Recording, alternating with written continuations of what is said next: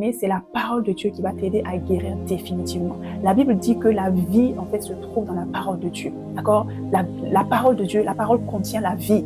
Et lorsque tu proclames la parole de Dieu, en fait, tu es en train d'appeler, en fait, la vie, en fait, de Christ, en fait, à se manifester, en fait, à l'intérieur de toi. Et la Bible dit, en fait, également que la parole de Dieu est comme un couteau à double tranchant. D'accord? C'est un couteau à double tranchant. En fait, elle vient séparer, en fait, ce qui est bien de ce qui n'est pas bien, en fait.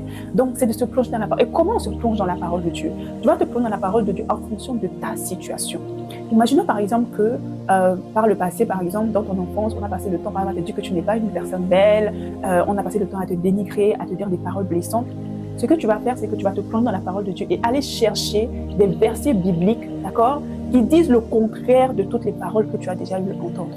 Par exemple, si on t'a déjà dit, on n'a pas arrêté de te répéter que tu n'es pas belle, que tu n'es pas beau, tu vas aller chercher dans la parole de Dieu le passage qui dit que je suis une créature si merveilleuse. Vous voyez, c'est dans les psaumes. David dit, je te loue, ô Éternel, de ce que je suis une créature si merveilleuse. Amen. D'accord? Et donc, du coup, en prenant ces paroles, tu vas prendre ces paroles, tu vas l'opposer, en fait, à ce qu'on avait l'habitude de te dire ou ce que toi-même tu avais l'habitude de te dire. Donc, tu vas commencer, en fait, à méditer, en fait, sur ce verset-là et à demander au Saint-Esprit d'ouvrir tes yeux afin que tu aies la pleine révélation de cette parole et de te voir comme la parole de Dieu te voit.